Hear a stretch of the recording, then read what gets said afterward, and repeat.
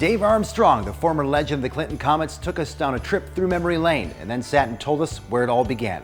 As we bring you another installment of Grassroots through Utica, presented by the Indium Corporation. This is not glass behind her. That looks like no, wire, wire.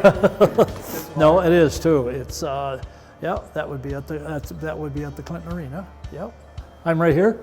I'm right here. There you are. This is a great player here, Orville Tessier. Benny White, Tim Hook. We had great players, and a lot of the players stayed here. Like just not us, but there's been some of the guys that have passed away that stayed here and married local girls and grew up here and families and so on and so forth. So it must not have been too bad an area. No, it must not. You met a little girl too, didn't you? Yes, yeah, you did. Yes. Unless the ladies were better down here, I don't know. Yes, and I have a good one too.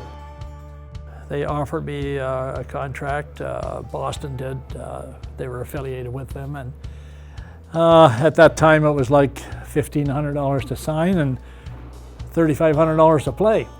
But that was a start. So, and I had good training camps, but only 6 teams, a lot of good players. So they asked me if I would come to Clinton. And I said, sure, why wouldn't I? I mean, I had to go someplace, and I wanted to see how I would do. So I came here, and that was the start of things. And I had good years here and great players. It was a happy place to play because we were winning, and that made a big difference. When you walked in and I was talking to you over there in the far section, you were just kind of taking a look at the entire building. What was the first thing you thought whenever you see this building? I know you like to come here when it's packed and there's a game going on, but just in the solitude now of an empty arena, what are you thinking? Well, first of all, I can't believe it. It is the same building. You know, it was very plain Jane. There was no color to it. What they've done here has been unbelievable, and it would be fun to play here today. The city has embraced this team, this version of this team. It's really embraced it. And talk about when you were playing back then, but what you recognize now, the similarities in the fan base's passion. Yes, I think we have well-educated fans. They understand the game. Get on a little bit of a losing streak and they'll let you know. But they're fans.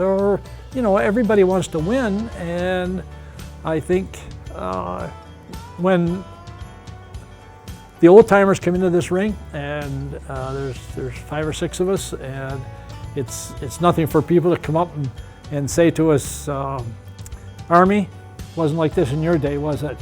This was a win night. So, but it's. I think we have as good a fans here and knowledgeable. They're very knowledgeable. So I think that's a great tribute to the hockey team. How proud are you to say that my hockey roots are planted firmly in this city, in this community?